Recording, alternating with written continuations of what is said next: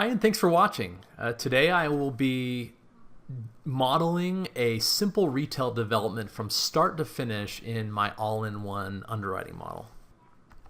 I'm doing this by request so you can see some of the nuances of the model. I can talk through some of the methodology that I followed as I was building this model and hopefully help you better understand how to model your own deals with this tool. So let's get right at it. You can download the hypothetical assumptions that I created for this scenario on the post attached to this video. I'll include a link if you're on YouTube to go over and download this. If you don't have the model yet, I'm using beta version 0.3.21. You're likely using a later version as we're constantly updating this, but just so you're aware, that's what we're using. And let's go ahead and get started. First, I will move to the Summary tab. And I'm going to do a couple things. I'm going to turn on the Permanent Financing module, and that reveals the Perm Debt tab. I am going to reveal the Report tabs. I'll be using those, and I'm going to unhide or show the Operation tabs. Also, as I come up here, I will be using or doing a 10-year analysis period. My analysis start date is as of January 1st, 2018. Now keep in mind, you can enter a date in the middle of the month. It will automatically set your analysis start date to the first month of the month and year, or the first day of the month and year that you set as your analysis start. Your growth begin date then is defaulted as 12 months following your operation begin date. And that makes sense, right? So the first increase either in operating expenses or rent is going to happen a year after you begin operation in the property. Now, when is operation start date or operation begin date? That date is equal to analysis start when there is no development. But in this case, there is a development. So I'm going to come down. I'm going to enter my development length, which is 18 months. And it reveals additional timing options, including you can set a different operation begin date. Now, in the case of a development, it's defaulted as the month following your construction end, and I'm going to keep it that way. And then your stabilization date, which this date is important because it is the first month in the first year of stabilized cash flows used to calculate your stabilized value. And that stabilized value then gets to things like permanent debt loan to value, your debt yield, your yield on cost when calculating your debt yield, gives you a good metric for the difference between your cost and the value when the building is leased up, etc. So this stabilized date is important. I'm going to leave it at 12 months following operation. Actually, I'm going to make it 15. So I'm just going to go into this. I'm going to keep this e-date function, but I'm going to change it to 15 months out. And you'll see why in a bit when I get to the model itself. Next, we're going to do valuation assumptions. Well, we're assuming that comparable retail properties such as this are trading right now at about a 5.5% cap rate. Now, this model is assuming you are using a cap rate matrix, right? Where based on the property type and the location in which this deal is at, the cap rate is a base cap rate is automatically set, or it's automatically drawn from some matrix that you and your team have developed. And then you can make adjustments to that. And in this case, I'm going to make an adjustment of minus 50 basis points to get to an adjusted cap rate on this particular case of 550. I'll talk in another video of why to use the matrix concept, and in future iterations of the model, I'll actually build out a matrix as kind of a base, using market cap rates from a reputable source. The other thing is how will this market cap rate change over the hold period? It could increase, it could decrease. Well, given the low interest rate environment we're in, it's likely to increase. And so I'm going to assume a 5 basis point increase in my cap rate over the hold period. And that gets to really your exit cap rate. So 10 years from now, we'll be selling the property. We're going to be selling it at a higher cap rate than we are today, and that will affect the present value of that sale price 10 years from now. So once we've dropped in the basic assumptions here, oh, and by the way, this is called Saddle Farms. And I don't have a lot here. You're built 2019. There's 250 spaces. Again, that's just for reporting purposes. No calculations right now are made from this section. There's no picture for this, so I'll delete that to make it clear.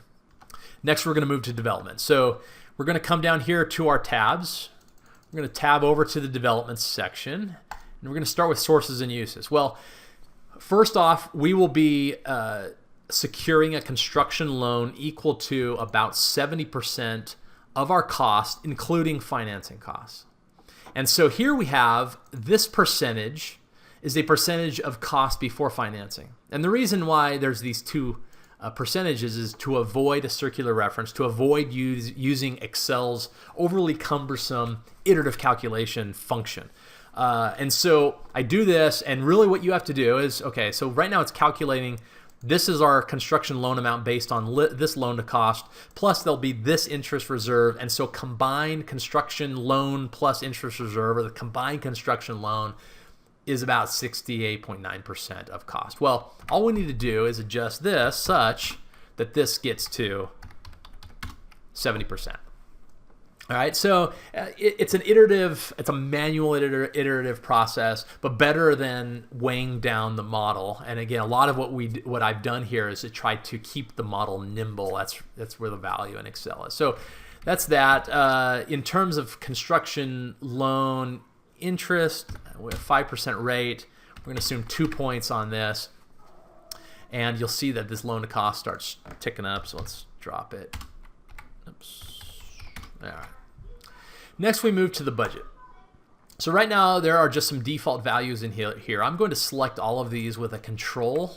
It's just holding down control as I click through these. And then I'm going to hit 0, control, enter. And if I do a control, enter, the value that I entered on that one cell will flow through to all the rest of the cells. So that's just a quick way to edit those out. The other thing I'm going to do is turn all these to, I'm just going to call these item. Control enter. This is hard costs. Let's see, hard cost contingency. My hard costs are $6,250,000. My contingency is 5% of that. I've got soft costs.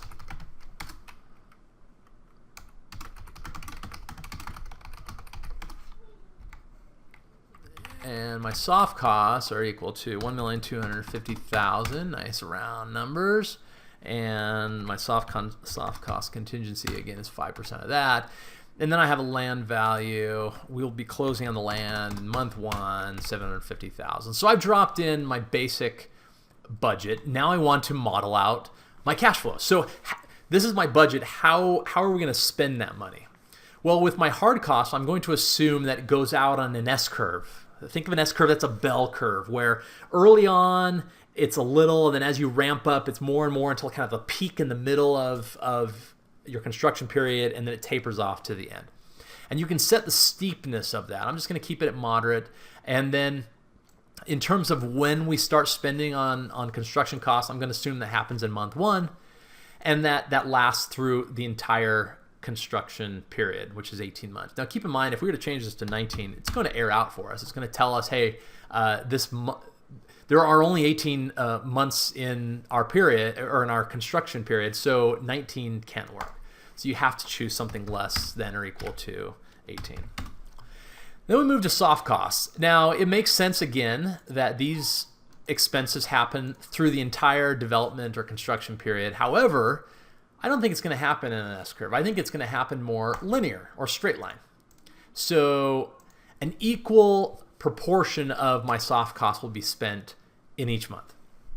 Finally, land purchase. Well, this isn't happening each month through the entire construction period. It's all happening in month 1. So I changed the length to 1. That drops all 750 in month 1, and I finished forecasting my construction period, or my construction cash flows. Now we'll move back to the sources and uses just quickly, make sure our loan to cost is still where it needs to be. And you can see these nice little charts some column charts where with sources and uses, blue are as equity, orange is loan draws. These little gray strips are interest reserve, and that shows you where when it's going out, and then it'll match your uses. Dark blue is the land that goes out in month 1. These light blue, that's our soft costs. You notice it's the same each period, and then these kind of medium blue, those are our construction costs as they go out. And then a pie chart to show the different uses and what percentage of the total each use is. So let's move now to operation. So the first thing I'm going to do in operation is, actually, hold on, let me go back here. There's one thing I forgot. So when I dropped in the assumptions, I had a kind of a little trick here, which is I had put that, so I have our leasing costs, right? And so I have these first generation leases. Now, there's two options for modeling our first generation leasing costs. One is to do it on the rent roll, and I'll show you where that happens in a minute. The other option is to include it in your budget. Now, for a development deal, it makes more sense to include this on your budget. Why? Because as you're calculating your yield on cost, those first generation leasing costs are part of getting to stabilization. And so it makes sense that you'll be calculating your yield on cost with a cost that includes those first generation leasing costs. So I have it here at tenant improvements, and then I have other. So I'm going to just put tenant improvements, and then I just need to figure this out. So John's Market is paying $30 a foot with no leasing commissions. Let me come down here and call this leasing commissions. Okay. And so first we have 30 times John's Market, which is 35,000 square feet. So that's our first tenant improvement. Then we have 5 tenants at 3,000 square feet each, and they are $40 a foot. Okay, and we see that down right here, $40 a foot. And so for a total of $1.65 million in tenant improvements. And that we need to hit on the budget. That makes sense. So the other thing we have is leasing commissions. Now this we don't know. We know that there are no leasing commissions for John's Market. In John's Market, we've already signed that lease. So we know that that's hard. That's in stone. In the shop space, our inline space, those aren't leased yet. That's absorption space. We're going to have to assume some leasing commission here. So I'm going to assume, just real nice round numbers, I'm going to assume, so we've got what, 3,000 square feet times 5 times our average, that's 5 years, times the average lease term, or the total lease term is 60 months. All right, so times 5. So this is times 5 tenants times 5 years. And how much is our rent per year? It is $1,650. So this is the total rent from those 5 tenants in the first generation lease, not including growth, right? So, but again, we're just trying to find an approximation that makes sense. And then we're going to multiply that by a 6% commission rate. And it's about 70, let's call it 75,000. So I just round it up to 75. There'll be some growth. In fact, we might even round it up a little bit more. Let's put it at 82.5 because of the growth in our rent. And so there, I've finished modeling out our budget. So let's go back to the O settings. Now the O settings, what you can do is you can change the labels for your operating statement. And the only one I want to change is my repairs and maintenance. I'm going to change to CAM. Because here, this is early, it's back of the envelope at this stage. All we have is real estate taxes, insurance, management fee, and CAM that we're assuming. Just nice big round numbers. So other than that, but you can, if you want, you can come in and change any of these that make sense to change, so long as they fit underneath the main category. So if it's an operating expense, it needs to be an operating expense. You can't drop an operating expense up here, another income, etc. So then we move to our rent roll. And if we look here at our operating assumptions, and under our rent roll, we have John's Market. It's our first tenant, signed LOI. And then we have our shop space. Well, first let's do the John's Market. So this is Suite 100. Oh, even before we do that, we're going to come up here to the top. Number of tenants are 6. And the date of this rent roll is that operation begin date. Now this doesn't have any bearing on any calculation, but it's more visually to help you understand that you are modeling this rent roll based on this date. In terms of our rent calculation method, because these are estimates, we're forecasting our leases annual, we're just going to drop in our rents on an annual per square foot basis. And that's how the calculation will be done. Net rentable area, this is a named cell, and you'll see me use this on the operating statement. And right now it's defaulted to be equal to this value. My recommendation is you don't change this because you need to make sure that it is equal to this. But there may be cases where you want your net rentable area to be different from your current rent roll. And in that case, you would change this cell. So coming back down to the main rent roll here, our very first line. So you notice as we hit 6 here, this opens up. On this first line, Suite 100 is John's Market. This space is leased, meaning we have a contract in place. Tenant's name is John's Market.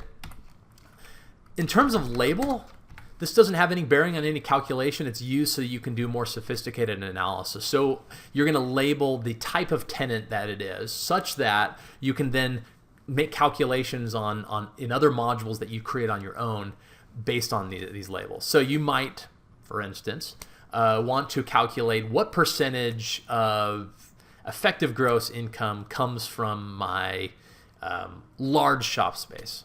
Well, using a sum-if formula then, divided by the total, a sum-if based on that label, that large shop space.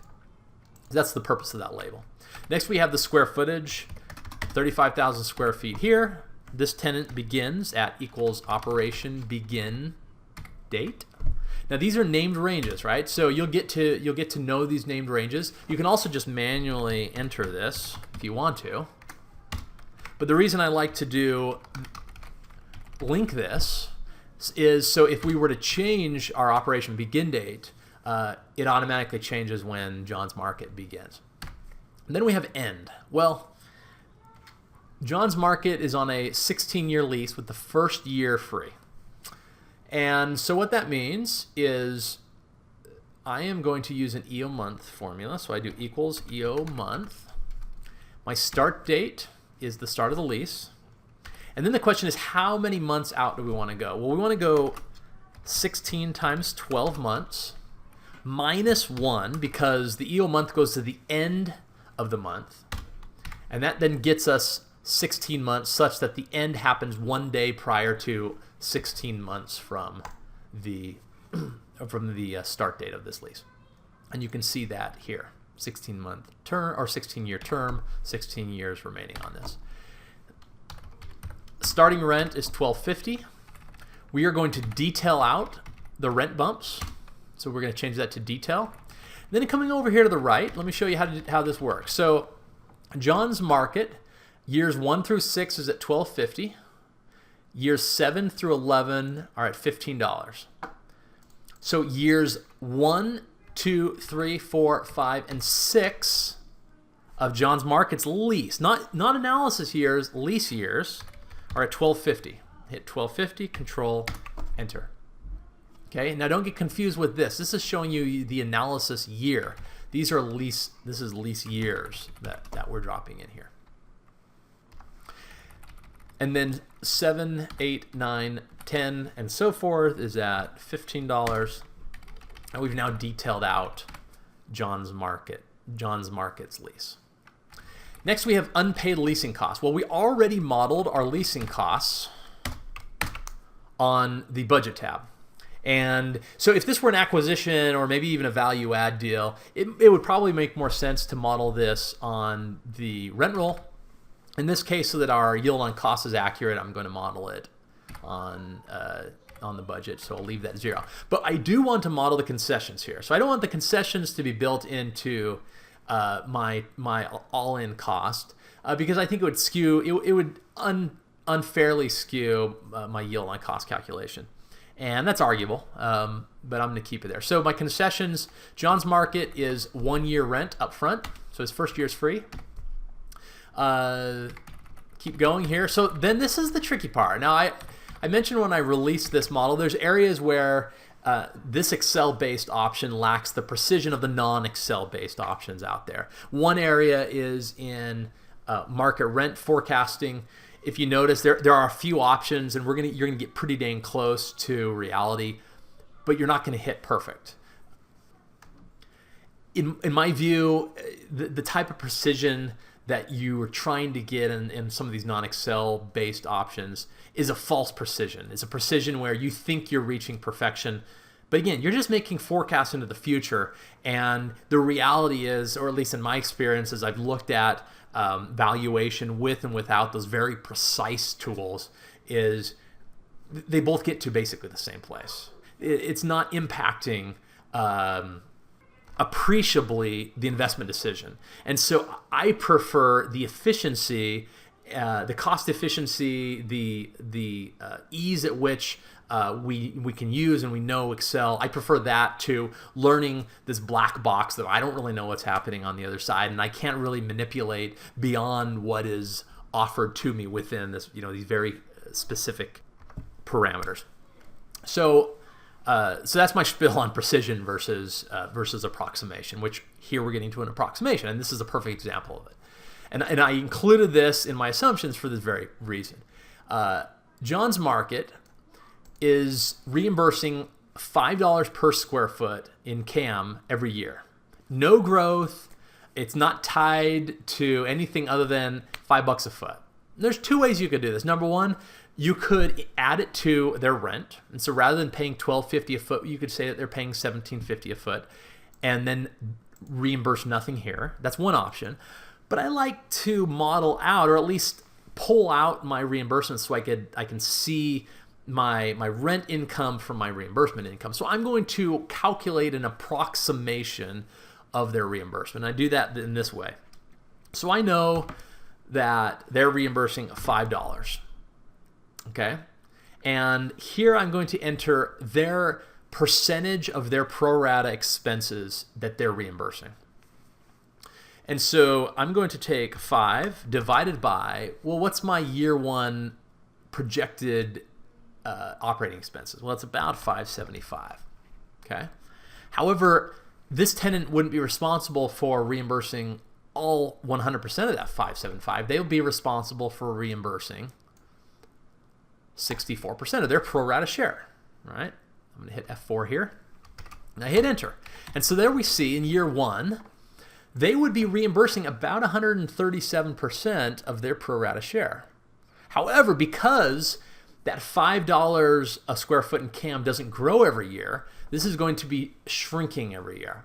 And so how I do that calculation, I'm going to come back in here, I'm going to add another parentheses, and I'm going to multiply this denominator by 1.02%, which is my operating expense growth rate, raised to the current analysis year in which we're in, minus 2. Oops, and I want to put those inside of parentheses as well, okay?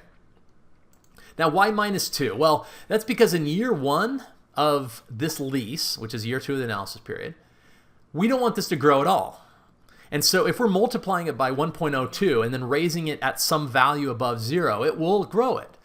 But if it raises to a value of 0, it therefore multiplies by 1, and as a result, it stays what we wanted it to be. However, what happens though is as we copy this to the right, this then becomes raised to the 1, raised to the 2, raised to the 3, raised to the 4, to the 5, and so forth to the end.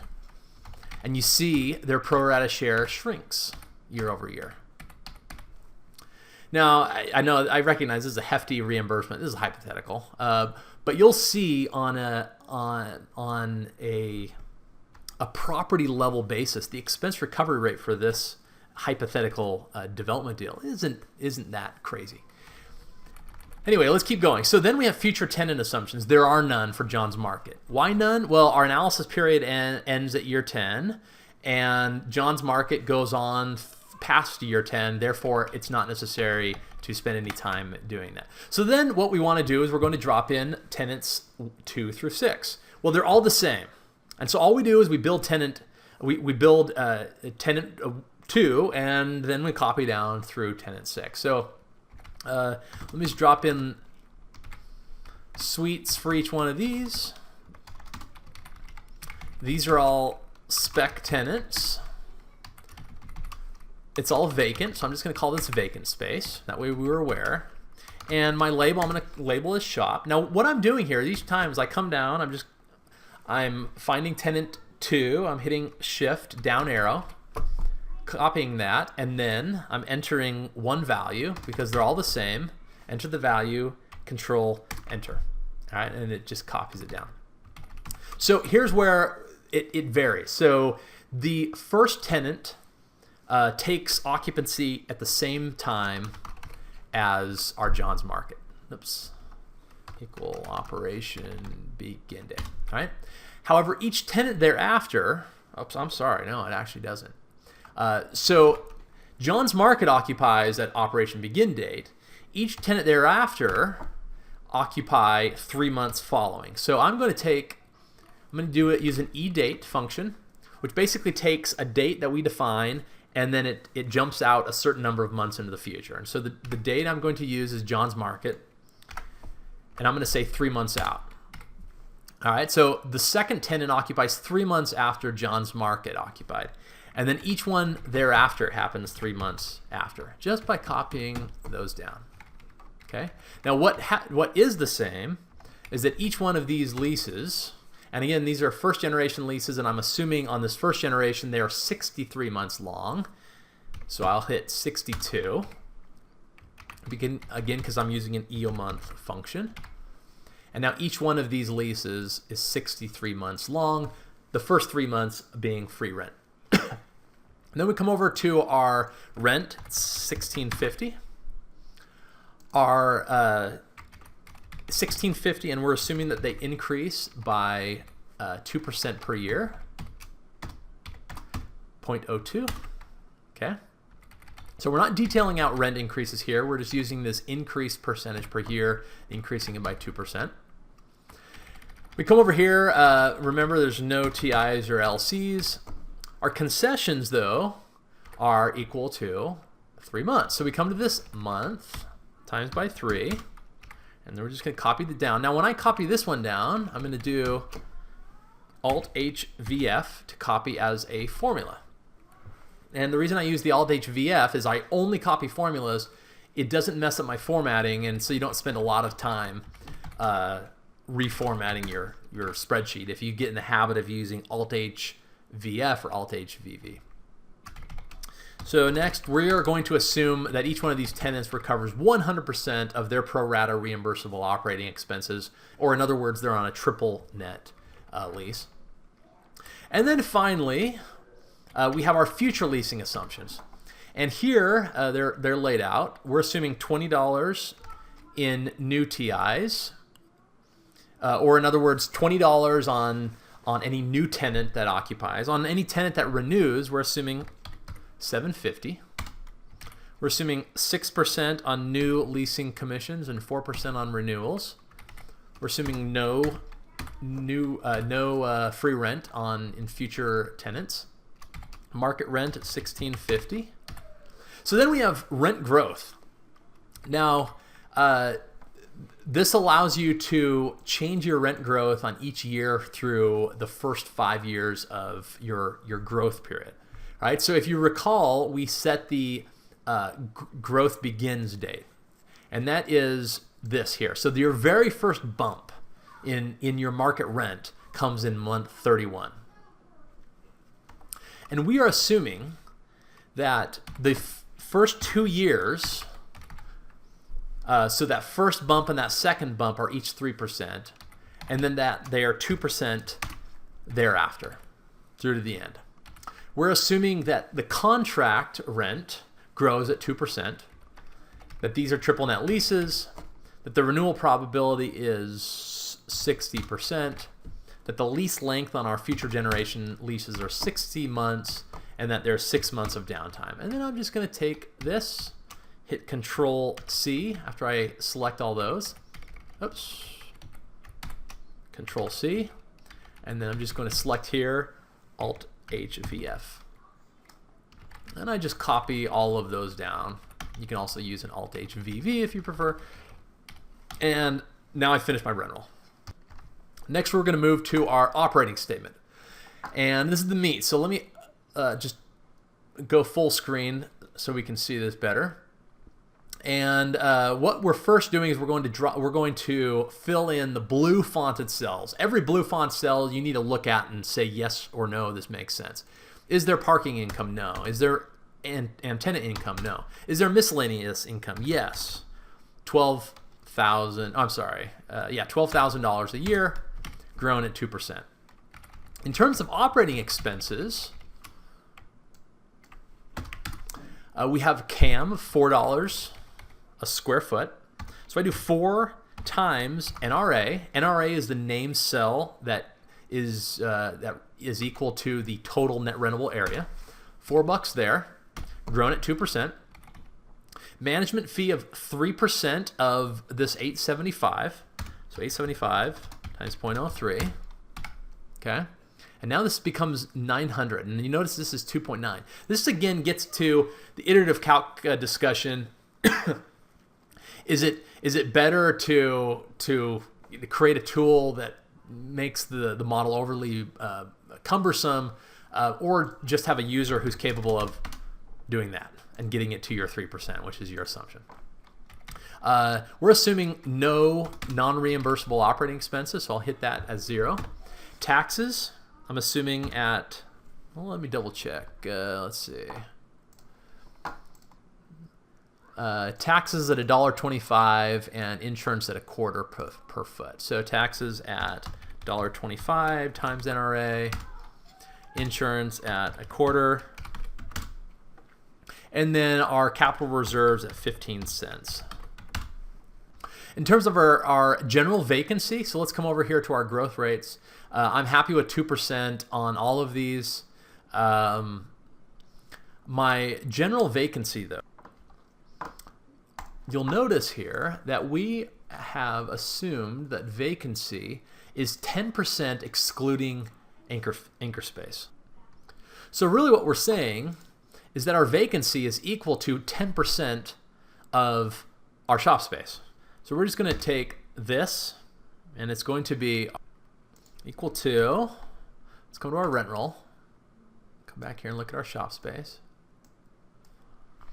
So this is equal to the sum of our shop space, right? Multiplied by 0.1. Let's put all of that in parentheses just to be safe. And we're going to divide that by NRA. All right? So we say, and that gives us 3% as our general vacancy number. Again, right? It's a pretty simple thing to calculate. I don't have to build an elaborate module for all sorts of different scenarios, excluding this tenant and not excluding that. When we can create a formula, we can do the calculation ourselves because it's Excel. So I'm assuming general vacancy at about 3%. Then we come down here. I'm happy with all these 2% growth on all of our operating expenses, and et cetera. Okay. So the next thing we're going to look at is we're going to come over here to our residual year. Notice they're blue cells. In most cases, these are blue cells that you won't change. However, there's times where the residual year, or think of this Proforma here as your future buyer. What NOI are they going to use, and will they be capping to assign value or to purchase this property from you? And so right now it's defaulted to just drop in what the actual year 11 is assumed to be. But a future buyer is smarter than that, and they recognize that, yeah, maybe they're buying in an unstabilized year, but it's not going to be like that forever. And so you wouldn't cap an unstabilized NOI. And so you're going to be building out your residual Proforma in this column. More than likely, or especially in this case, as I look at it, I won't change this at all. It's 100% occupied, so it's 97% economic occupancy when I take into account the general vacancy, which I don't on this line here. And so I'm happy with that. The next thing I'm going to look at is my stabilized Proforma. Now again, this stabilized Proforma is what calculates my yield on cost.